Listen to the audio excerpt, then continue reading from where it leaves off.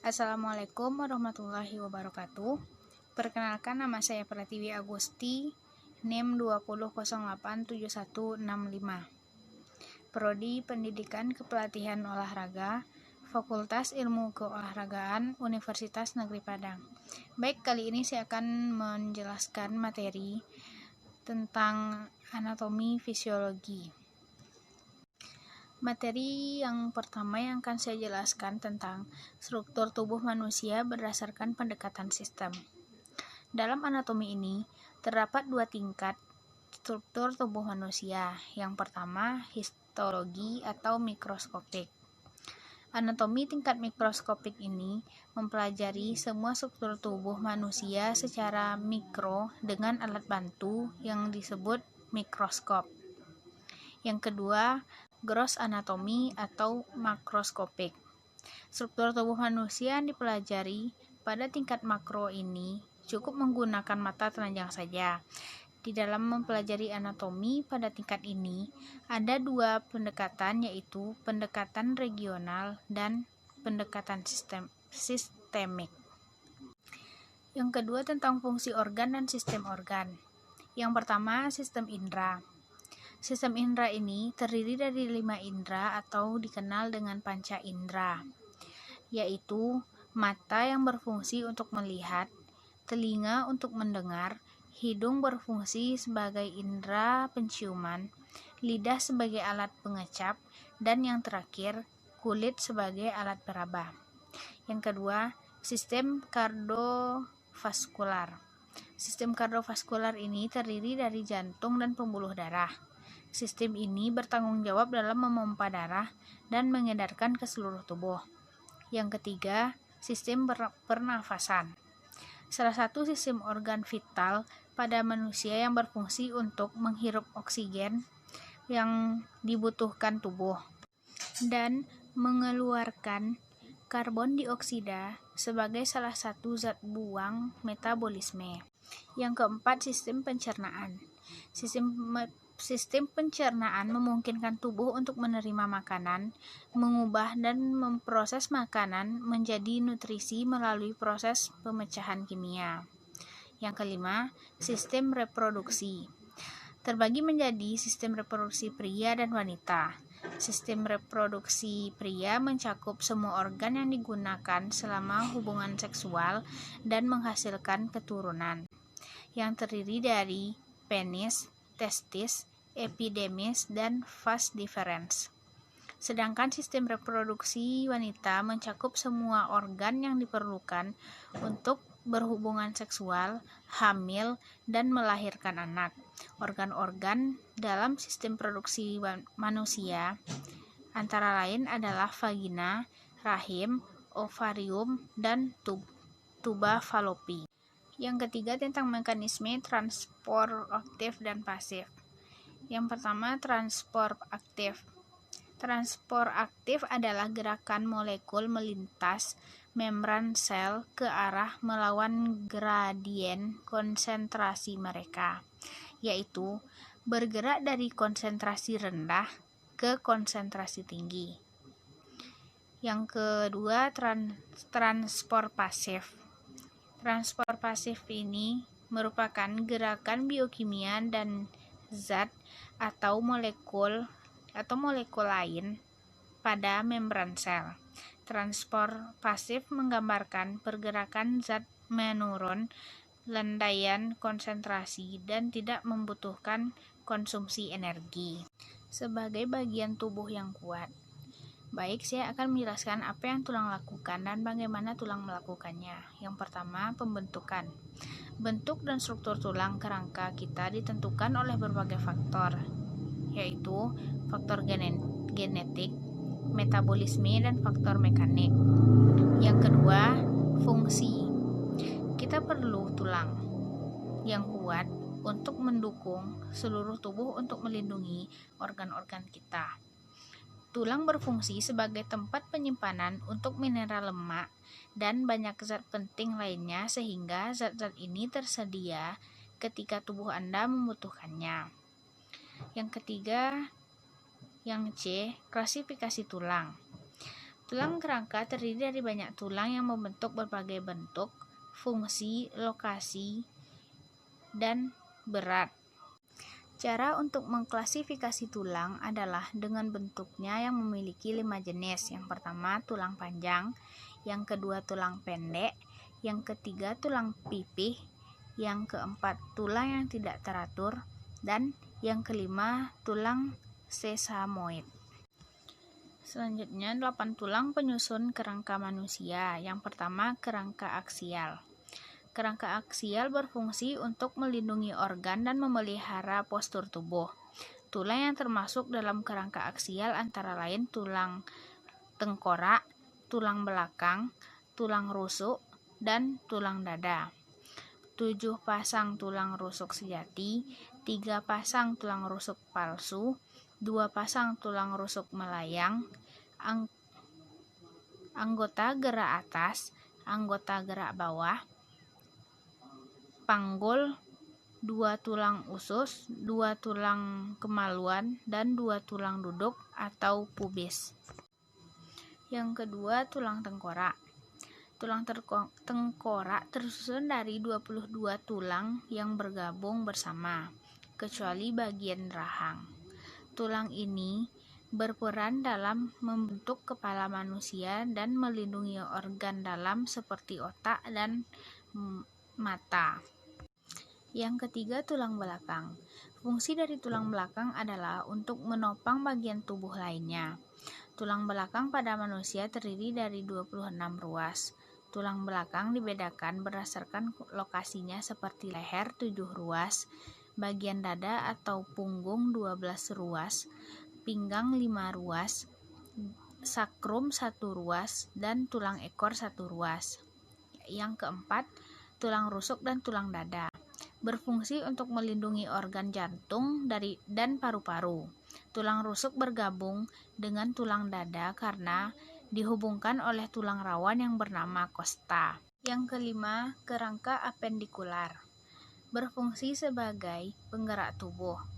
Tulang yang termasuk kerangka ini adalah gerak atas, sistem tulang pangkal, lengan, tulang pengupil, tulang hasta, tulang pergelangan tangan, tulang telapak tangan, dan tulang ruas-ruas jari tangan. Yang keenam, anggota gerak atas. Anggota gerak atas ini seperti tangan atau lengan.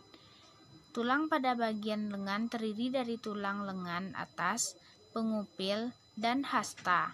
Tulang pada telapak tangan disebut juga dengan metakarpal. Yang ketujuh yaitu anggota gerak bawah. Kaki merupakan anggota gerak bawah. Tulang pada kaki terdiri dari tulang paha, betis, dan tulang kering atau tibia. Sementara bagian telapak kaki tersusun dari tulang yang bernama metatarsal. Kedelapan, tulang pinggul. Tulang pinggul berfungsi untuk menghubungkan kaki dengan kerangka aksial. Bagian-bagian tulang pinggul terdiri dari ilium, pubis, dan isisium. Selanjutnya tentang jenis dan struktur dan fungsi persendian. Sendi adalah titik yang mana dua tulang dapat saling berhubung. Jenis-jenis sendi dan fungsinya, yang pertama sinartrosis atau sering juga disebut sendi mati. Berfungsi menghubungkan antara dua tulang atau lebih yang tak memberikan pergerakan. Yang kedua, amfiartrosis atau sering kita kenal dengan sebutan sendi kaku. Berfungsi untuk menghasilkan atau memungkinkan tubuh bergerak, akan tetapi hanya terbatas. Yang ketiga, diartrosis atau dapat kita sebut dengan sendi gerak. Berfungsi untuk memungkinkan tubuh untuk bergerak bebas dan juga leluasa. Sendi ini juga dapat kita kenal dengan sendi sinovial.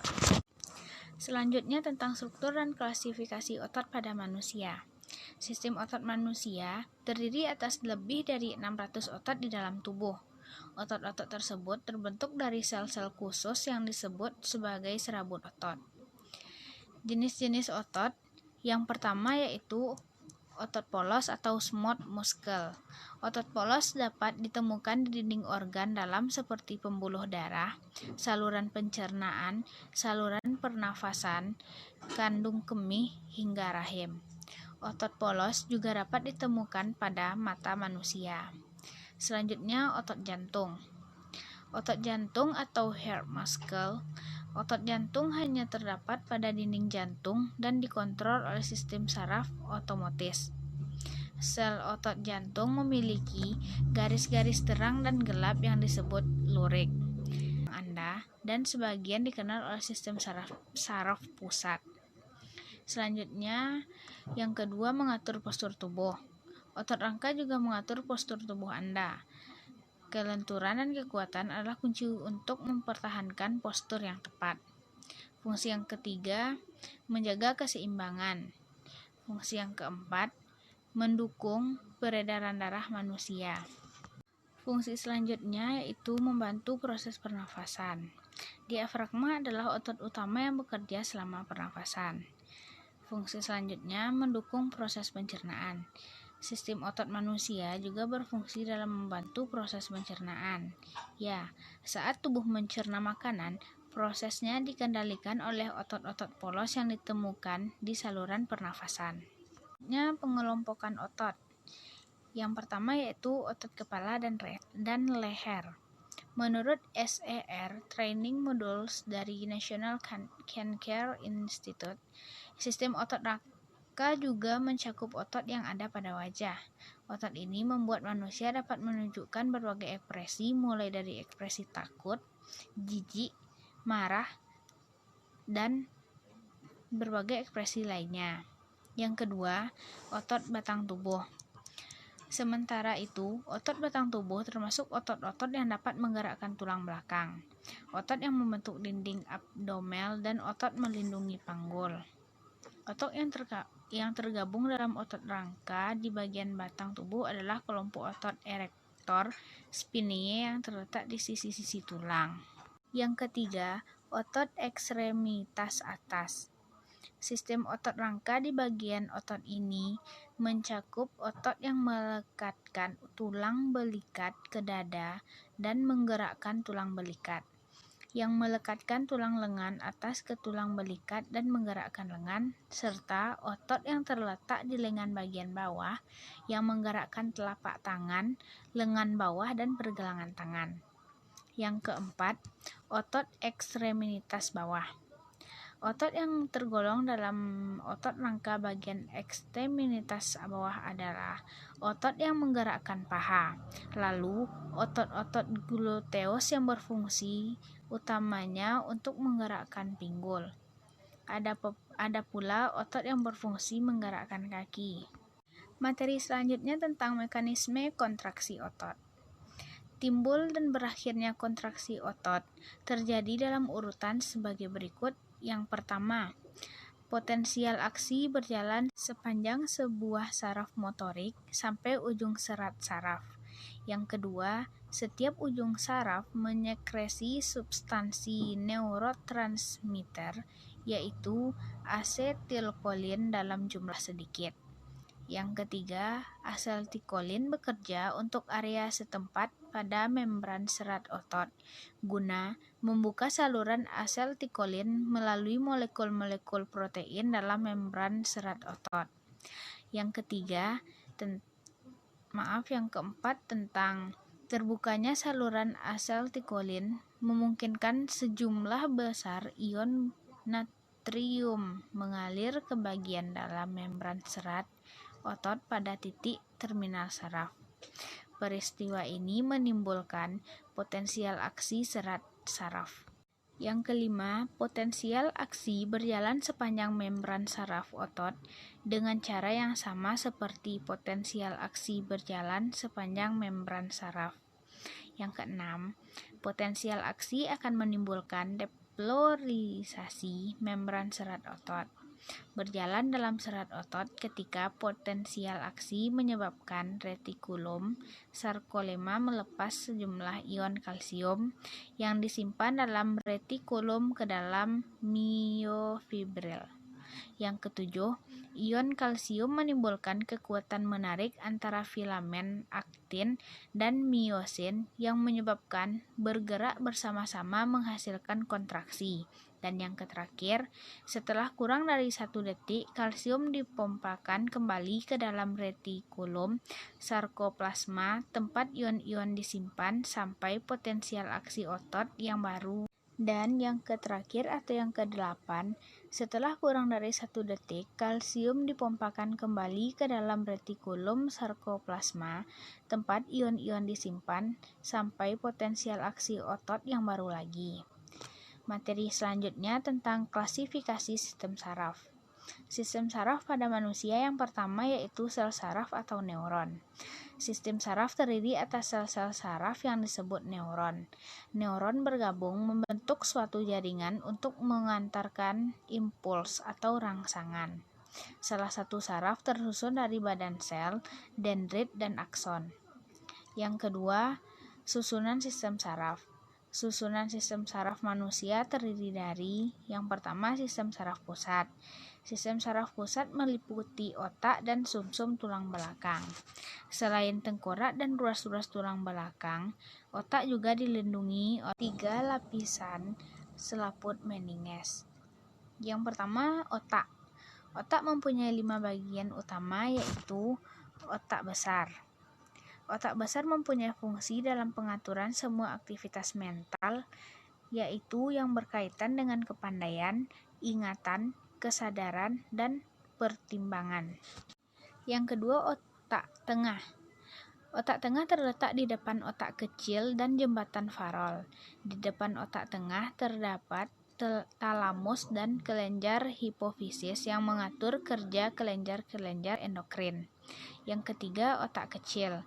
Otak sebelum mempunyai fungsi utama dalam koordinasi gerakan otot yang terjadi secara sadar, keseimbangan, dan posisi tubuh. Yang keempat, jembatan farol atau pons faroli. Berisi serabut saraf yang menghubungkan otak kecil bagian kiri dan kanan, juga menghubungkan otak besar dan sumsum tulang belakang. Yang kelima, sumsum sambung atau medula oblongata. Berfungsi menghantar impuls yang datang dari medula spinalis menuju otak. Tadi yang pertama otak, sekarang sumsum tulang belakang. Pada penampang melintang sumsum tulang belakang, tampak bagian luar berwarna putih, sedangkan bagian dalam berbentuk kupu-kupu dan berwarna kelabu.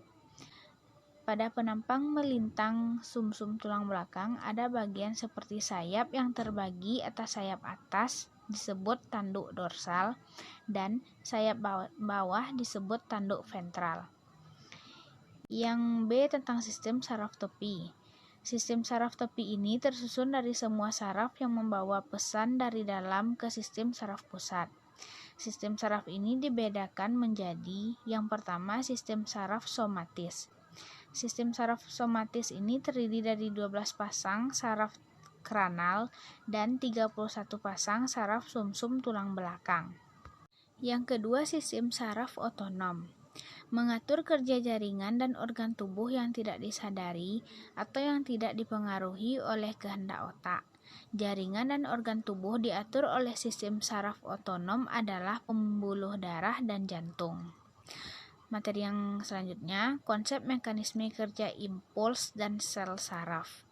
Sel saraf atau sistem saraf adalah bagian dari tubuh kita yang membantu kita tidak hanya untuk melihat, memahami, dan merespon seluruh kejadian di sekitar kita, tapi juga mengirim, menerima, dan mengantarkan informasi dari semua bagian tubuh. Materi yang selanjutnya, konsep mekanisme refleks. Gerak refleks adalah sebagian gerak spontan dari tiap-tiap organ atau juga bagian tubuh yang telah atau sudah menerima rangsangan. Materi yang terakhir tentang mekanisme sistem sensorik. Bagian dari sistem saraf yang bertanggung jawab untuk memproses informasi sensorik. Sistem sensorik terdiri dari neuron sensorik, jalur saraf, dan bagian otot yang terlibat dalam persepsi sensorik. Sistem sensorik yang dikenal secara umum adalah sistem untuk penglihatan, pendengaran, sentuhan, rasa, penciuman, dan keseimbangan. Baik, hanya itu yang dapat saya sampaikan. Mohon maaf kalau ada kekurangan, kalau ada kesalahan kata. Saya sudahi dengan Assalamualaikum warahmatullahi wabarakatuh.